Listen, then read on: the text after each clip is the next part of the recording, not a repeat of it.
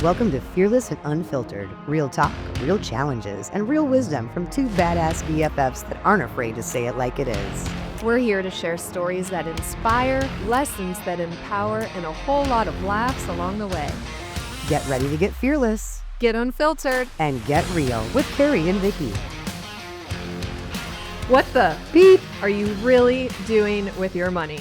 Exactly. That's a good question, Carrie. So today on Fearless and Unfiltered, Vicki and I are going to talk about what the Beep. are you really doing with your money? Because listen, you can either be using your money to build a life that you love, Yep. or you're just reacting and surviving without a plan, right? I like this. We're going to try to make financing fun or finance fun, fearless, and definitely unfiltered. Oh yeah. So let's just dive right on in, because money can be a dirty subject. Well, I think it is dirty. If you think about it, money is one of the dirtiest things, actually, probably that you put in your hands. Probably why people are going to credit cards or to debit cards. You know what I'm saying? Yeah, I was gonna say if I had some money in my wallet, I'd like throw out some dollar bills, y'all. But I don't have any money in my wallet. But cash is king, though. And I mean, I think we were going to talk about money mindset because there are, some people that are fearful of it, and maybe it came from the way they were raised. But there's also some people that love it, and they have a different perspective on how they treat money, I think is really what it comes down to. Probably because they have lots of it, right? Because you saved. So let's dive in. So Vicki, talk to me about your mindset when you were younger around money, or how you were raised to think about money. Well, what's interesting is we didn't come from a lot of it. So although we were a middle class family, I guess you could say back in the 80s, I didn't think that we were poor. But at the same time, my habits that my parents showed, actually, they were probably in the mindset of living paycheck to paycheck. So it was really difficult to have those savings to go on family vacations or, buy a new home or get the pool in the backyard. We just literally, in a sense, almost existed, even though it was a great existence, because that's all we knew about it. Yeah. And what did your mom and dad do for a living? One was actually in finance, imagine that, and one was in construction. So, when you have two kids, though, back in those days, they did save money, they bought a house, they paid it off, and they really allowed us to do what we wanted. So there was dance class and voice class and cheerleading, and so I think they spent more money on us than they did putting it back in their pocket for a rainy day. Nice. So, and you, what was your mindset, or how did you learn about money?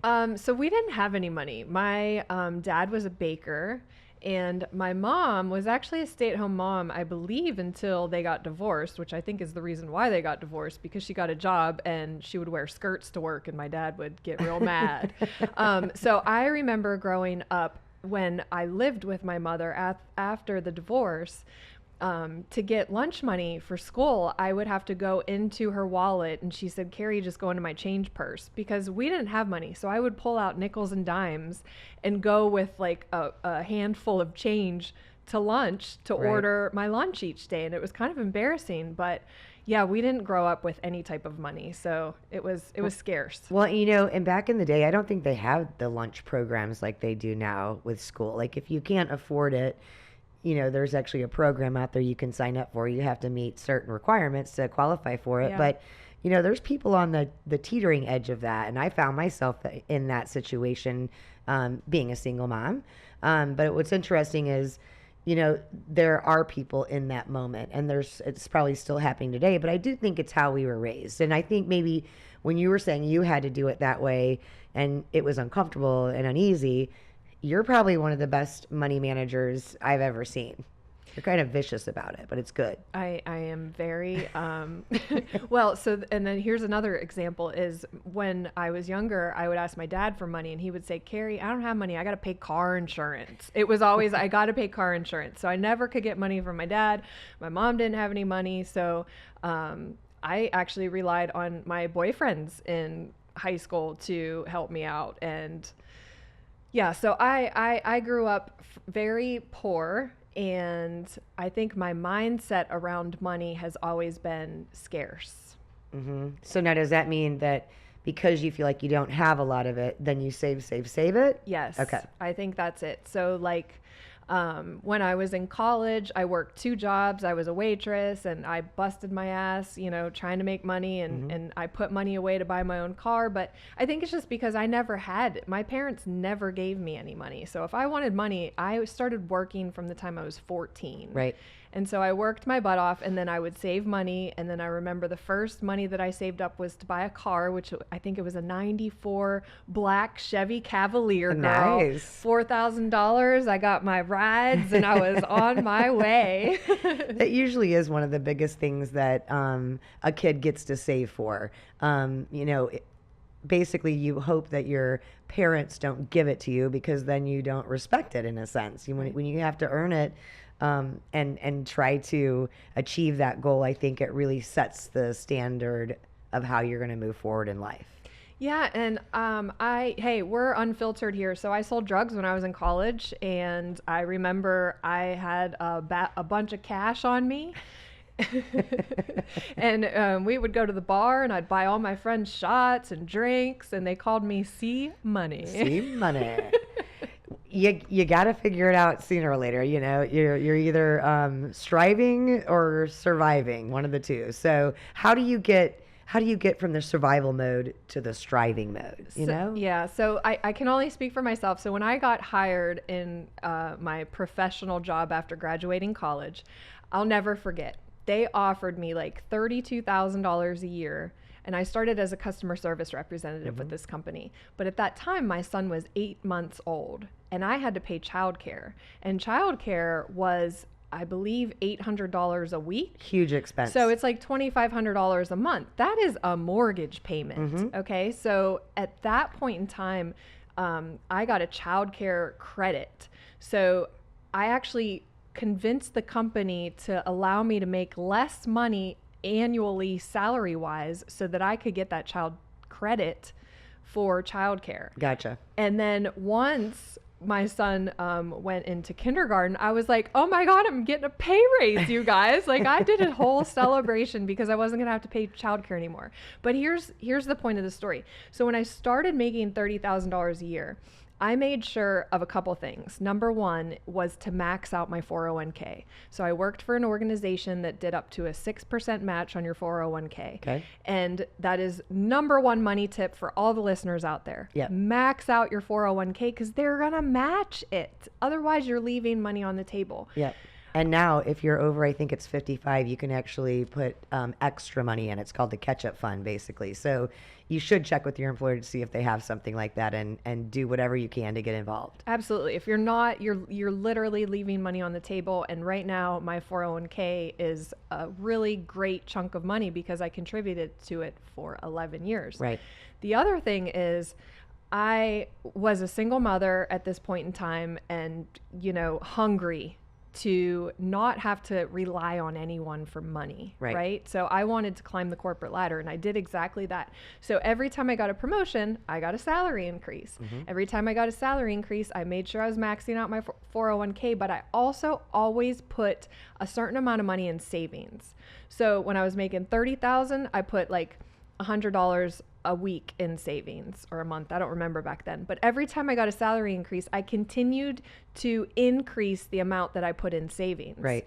So over the course, again, of 11 years, I had like $150,000 in my savings account, because I treated that money like as if it didn't exist. Because it didn't exist in where I came from. I didn't have that. So anything that I was making in my mindset was like, okay, I'm building. And so I was devoted to building wealth.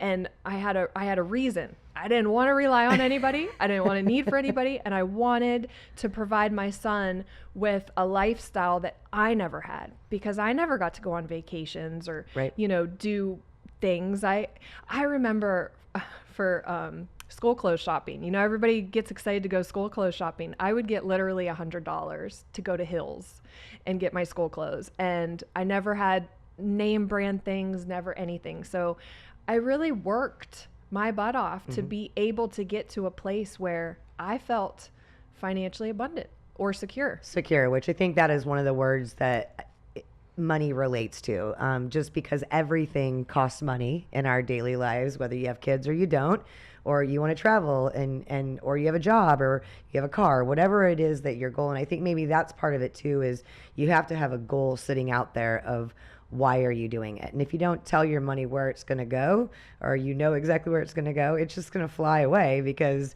you can spend it on so many temptations in the world, quickly. And bad habits. And bad habits. How much is a pack of cigarettes nowadays? I believe they're $8 to $9. OMG. Now imagine if you smoke a pack of cigarettes a day. Right. And you're spending $8 a day times 30 days in the month. What is that, Vicki? $240. Holy crap, times 12 months. Yep. All right. So these are just little. Starbucks is another one. Think of all the people that go get fancy coffees, right? I read a book and it changed my life. It was called Rich Dad, Poor Dad by, I forget, Kami, I can never say his name. But anyway, Rich Dad, Poor Dad. And it used the Starbucks example. If you buy a Starbucks every day for $5 times 30 days, that's how much money you are wasting. Go buy a Keurig or a K-cup and save some money. Like, honestly, when I would go to work, some people would stop at Sheetz or, Circle K to go buy coffee. I would go to work and I would drink the free coffee from the coffee pot. That's exactly right. Unless you make it at your house and you get the car cup that's on its way. Yeah. But no, those are just like kind of the little things. Because you do want to do some fun things in your life, whether it is travel or whether it's do something nice for your loved one or even with your kid. Like, kids are really active these days and you kind of need to keep them active to keep them out of trouble. So like even an activity like soccer or dance class or taekwondo, there's a weekly fee, there's a monthly fee, there's the uniform, there's everything that goes with it. And if you want to be able to do that for your child, you've got to have a plan to get there too. Absolutely. Yeah, and I think, in regards to mindset, that is the first key. That's the first thing you have to look at is, what is my mindset towards this money? Because sometimes we can repel money. We can push it away. Our energy, because everything's energy in the universe, right, Vicki? Money must be energy too. Right. Yes. So if you are thinking in terms of lack, limitation, and scarcity all the time, then you don't attract abundance. You're attracting more lack, limitation, and scarcity. And it's really interesting because you made a comment before, that maybe it is scarce, but if you are stuck in this mindset of, well, this is the job, I'm making just this much money, it's getting us by, and you stay stuck in that, and then you don't ever look for advancement or you don't look to improve that dollar line. Yeah. So, that's something you also have to consider is, you're my bestie. And so, when you get into the survival mode and you get a job just to have a job because you got to pay for the necessities. But then you get comfortable at whatever you're doing, even if it's like a very low price. And then you don't realize that you do have skills or aspirations to do more. And then when someone actually says, well, hey, why don't you consider doing this? You know what I'm saying? And so sometimes I think you have to think out of the box, which again is a mindset toward it. Yeah. And I think it's like the thermostatic setting. So, when you're making, let's say, $70,000 a year, you get to a place in life where you're comfortable with that. Now, if you get a promotion to $120,000 a year, look at all that money you just acquired. Right. But if you're not being strategic about it, you're just going to be spending it the way you did when you had 70. And so I think it's important to focus on, what do I really want to do with my money instead of just throwing it away? The other thing I'll say is, when you're raising a child, I really do think that people who come from nothing work really, really hard to build something. People who come from something, I'm just going to say my son, for example, he doesn't have to worry about anything. He's 18. He's not working, even though he's learned how to be a day trader. But he doesn't understand the concept of having to work for money. So I feel like, back in our day when we came from nothing and all these people were trying. We had a job at 14. Yeah. We had to. Right. And so you're trying to work for something, and then it's like, okay, I want to give my kids all this, but is that really serving them by giving them everything versus installing in their little brains that I got to work for this? Well, and I think they need to, I think they probably took this a class out. I mean, do you remember like we had accounting and Miss Robinson was the best and you balanced a checkbook and you at least learned those life skills? If you think about it, that stuff doesn't even exist anymore. So, what are the tools that are out there for kids? And, you did mention Kason's a day trader, but if you think about the different apps that are out there that can actually help do this for you, you don't have to be a finance major. You don't have to understand everything. There really are websites, there's apps. I know Experian has it. There's Rocket Money. The gentleman I came across, which was Cash, basically, there's just things that you can do and research to find tips and tricks that will help you meet those goals and hopefully teach your children the same way. Right. Well, that's the thing, is who's teaching our children how to manage their money? And it's even different nowadays because, with cash, you learned how to count coins and dollars. Now it's here's a credit card, here's free money, but people don't understand what it means to have that credit card. I mean, you might, okay, here, Vicki, here's a new credit card. You have 0% interest for a year. So Vicki, are you going to go out and go buy furniture? And then now after a year, you haven't paid it down. And now you're paying 29% interest on that money. Over and over and over again. And so many people get themselves into debt just by being stupid. Seriously. Right. Well, I have to have it type thing. They have that mentality instead of the mindset of, hey, I would like this. What's it going to take for me to actually save money for it? How much is it? Now what do I got to do to do it? But think of all the side hustles people have these days.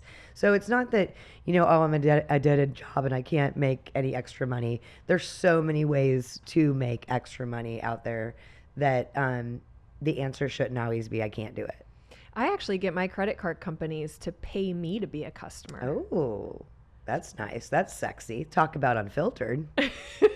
How do you do that, Carrie?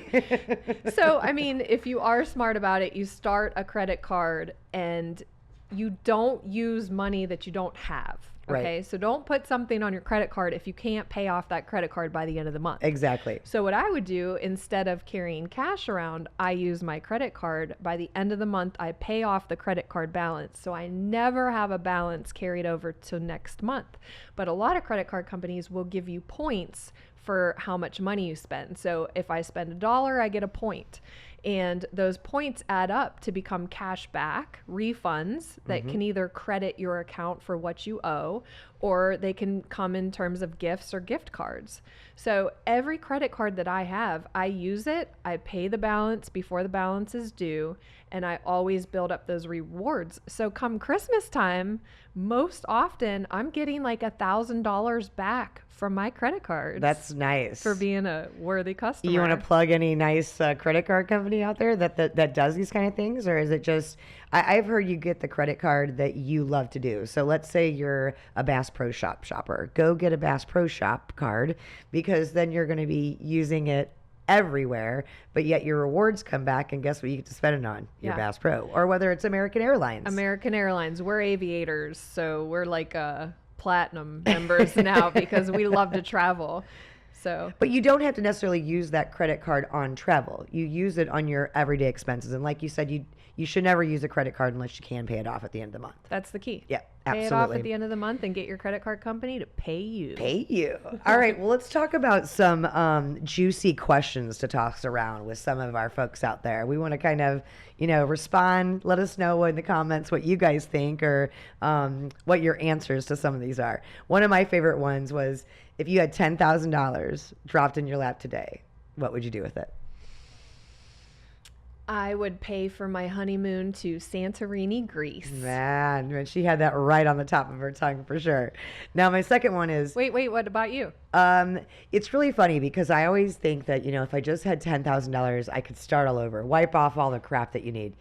If I had $10,000, man, I don't even know. I would probably use it to travel, just because that is my new fun in this time of my life. So life is too short. You and I would probably go to a really great sushi dinner, and then we would probably go travel somewhere. Okay, cool. Let's do it. Book like the Airbnb. No, actually, you should save about 10% of it, onto something else. You should save some of it and then spend a little bit. Yeah. You can't just spend it all, right? Well, you could. This is where you get into the what the beep moment. Okay. Would you trust you to manage your own millions? I would absolutely trust me to manage my millions. In fact, I'll tell you something.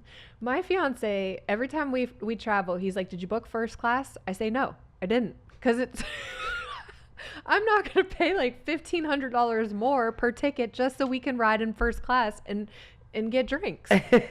Although when we fly to Costa Rica in 2 weeks, we got first class. Nice. Well, it's interesting because I would say no. I would not trust myself with that. I mean, obviously, I got to give 10% to the tithe at first off because that's what I was told God I would do with it. But after that, I would probably have you help manage it because you're more frugal and thrifty with it than I am. I am totally frugal McDougal. Frugal McDougal. When I go to, listen, you guys, Harris Teeter, when you shop at Harris Teeter, I only buy stuff that is on sale. So my receipt is like really, really long because it doubles it up. It's not what you spend, it's what you save, right, Carrie? Yes. All right. Well, here's another one. What is your biggest money trigger? Like, do you ever have any of those? Like, do you have a money trigger? I do. And again, I realize that I operate from a scarcity mindset, and I'm actually working on that, my own mindset in terms of money, because when I was in corporate making over six figures, I could spend and I didn't worry about it. But being an entrepreneur, which I think is the hardest job in the world other than parenting, being an entrepreneur, you have to manage all of your money. You have to invest it in your business and personal. So it's a lot. And if you don't have it coming in regularly or steady, it can become a fearful thing of what if? What if I don't get my next client? What if this? And so I'm always like very conscious and frugal with my money, even when I might not have to be, if that makes sense. Okay, well, let's think of some of those things that, okay, so we'll call it the save it, spend it, manifest it, right? So what are you going to do with this? Is it a money drain or is it something that you can actually do something with it and it would actually make a difference? Okay, so we mentioned the Starbucks, right? Okay. Okay. So buying Starbucks every day, in my opinion, is a money drain. I think it's a money drain too. You could make it at your house for 50 cents instead of your I don't even know what they are now, $5.29. I mean, like if you go get a coffee, I don't like Starbucks, Dunkin' Donuts, you're gonna pay like $3.50 to $4. Shoot, they're probably $2, $2.50 at Quick Trip, so it's not like they're cheap anywhere anymore. So that is actually one of the little bitty things that is a money drain that you can actually save some money on. Yes. Okay, everybody's got subscriptions, so I'm pretty sure my kids got like 15 of them, and I literally use Rocket Money to go in and make sure that I'm not double paying for it. So like I've got a subscription and he's got one. Okay. So, think about the apps now, the way people watch TV. So there's Netflix and Paramount and Disney, and you have all of these that you can have. Is that a drain? It depends on what you want to spend your time and energy on. So if you enjoy watching Netflix and that is something that serves you, then, I think that one is up to what makes sense for you. I enjoy Netflix. I'm also an Amazon Prime person. So I go on there, order something, it gets shipped to me right away. And so I appreciate that subscription for Amazon. Gotcha. But you might not be the one for DoorDash. I would never, ever, ever in a million flipping years spend money on DoorDash. In fact, my son just got DoorDash the other night and it was like $40. There's my trigger. You just pulled out my money trigger. Okay, I did. It's when my son spends something that I'm like, OMG. Or he'll go to Harris Teeter and he won't buy something on sale. And I'm like, are you kidding me? This wasn't on sale, Kaysen. See? Well, Mom, it was 3 for $7. So come on, let's break it. Let's break it down to the ridiculous. Let's try that one. Okay, how about, I think this goes back to maybe how you like to spend your time. So, there's always the gym memberships.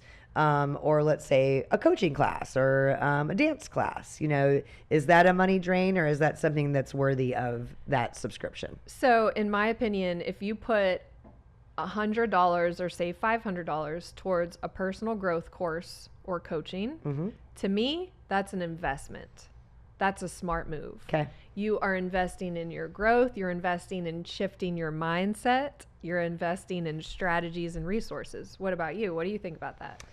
I think as long as you're doing it to better you, that's what the money's for. You can't take it with you when you leave this earth, so you might as well enjoy some of it while you're here. And if it is going for a worthy cause and investing in yourself, I think it's definitely something you should do. So what about if you want to buy the new iPhone? Ah, that is my money trigger because I hate my AT&T bill because of that reason. And then what happens is they actually, hey, guess what? You're eligible for that new upgrade. And so, like, I had an iPhone 7 until like recently. I mean, this thing was ancient, and I didn't care about all of the new stuff on a new phone. So I wasn't about to pay $1,500 for a new phone. I think that some people, though, I don't. I think it's a splurge. I think it is a money drain because it's a phone is a phone is a phone. There are people that use it though for their profession, so I understand why they may need a nicer model, but you don't need one every damn year. All right, let's talk about going out to eat because listen, the cost of food nowadays and even going out to eat, a meal costs like $29, okay? You add 2 drinks to it and you're at 100 already. So what do you think about that? Is that a smart move or a money drain? I think it's one of those things that, you have to get comfortable with your plan. And if you're able to do that at least once a month, it probably is a nice thing. I was taught that you stay home for dinner and go out for dessert. So it's a little bit cheaper that way. Yeah. So there's ways around everything, but I think every single night is just ridiculous. You need a food plan if your life is that busy because that will wipe away so much money. So real quick too. Mm-hmm. And it's not good for you, probably the majority of it. I live at the grocery store, so like I can't walk out of the grocery store under $400. It's crazy.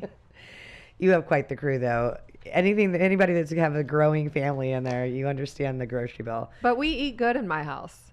Like, Sometimes it's worth it. You got to determine what is worth it and what is not. She's not going to get the new iPhone, but she is going to get organic fruit. I guarantee you that one. Organic meat. Not necessarily fruit, but meat. Okay.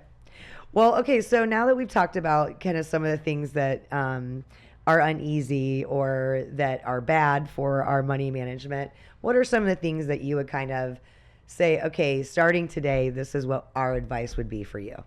One, if you have a 401k, max it out. 2, have a savings account, whether it's a money market savings account or you're investing in something. Mm-hmm. I started a college account for my son, and I remember being able to give him $5,000 to his college account one year for Christmas, and I have a picture of it. Nice. And I celebrate that because I worked really hard to get to a place to be able to do that. So I would say, stop spending your money in ways that are not going to give you any type of return on your investment, because it's an investment. If you're investing your time, energy, and attention to go to a job And make it. Mm-hmm. then don't just blow it for convenience or for whatever it might be. Right. This is something that is serious, and if you want to take vacations, if you want to invest in yourself in personal growth and development, if you want to start your own business one day, you have to have that cushion, that, what do you call it? Like a security blanket? Yeah, you need that security blanket.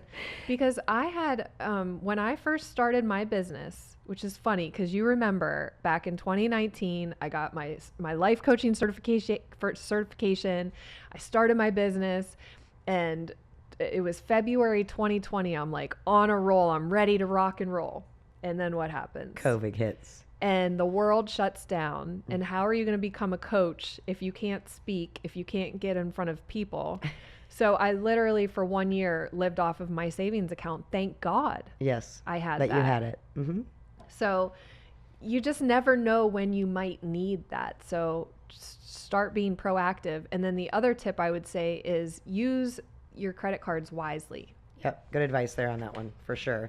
And read Rich Dad, Poor Dad. It's a good book. Rich Dad, Poor Dad is an amazing book. Don't buy your Starbucks every single day. No, absolutely. I will say, I read an article recently, and this gentleman was talking about making it fun. And so if you have an accountability partner, this is, maybe you can, hey, let's see who can save the most money this month, or let's go to the store and let's see who can get out with the less amount of money. So you make it a game. Yeah. So that's kind of fun. Plus then you add in the accountability partner for yourself, and then you get to feel the reward of actually achieving that goal. So you got to do something, gamify it. And then I think you're supposed to track it. You know what I'm saying? So you got to set the goals out there. I want to save $500 this year. How am I going to do that? And that again goes back to, you got to tell your money where it's going to go each and every month. And then as you see that happening, that little savings account is going to start growing. And then I'm not saying go out and splurge that money that you just saved, but you can always maybe go to dinner and celebrate that you just did it. Yeah. Good stuff. Good stuff. So you can make money fun. It doesn't have to be stressful. It doesn't have to start a fight. And it really is all your energy towards money. So if your energy is scarce, maybe shift it. How can you look at money differently? How can you attract money? Because I'll tell you something. I am a magnet for financial abundance. I am a magnet for financial abundance. Yep. Money flows freely to these hands. Money flows freely to all of us. And hey, if you guys love this episode and you want to sponsor us one day in the future, let us know, because we're accepting sponsors. I love it. All right. Well, that's it for today on what the beep are we really doing with our money. And so we want you to save your money, invest your money, spend your money wisely. Yep. And just remember that we can always live fearless and unfiltered. And we'll see you guys on the next episode. Thanks for hanging out with us on Fearless and Unfiltered. If you laughed, learned, or loved it, smash that subscribe button. Share this episode with a friend, and be sure to join us for the next real, raw, and fearless conversation. Remember, life's too short to play small, so stay fearless, stay unfiltered, and keep showing up with your badass self.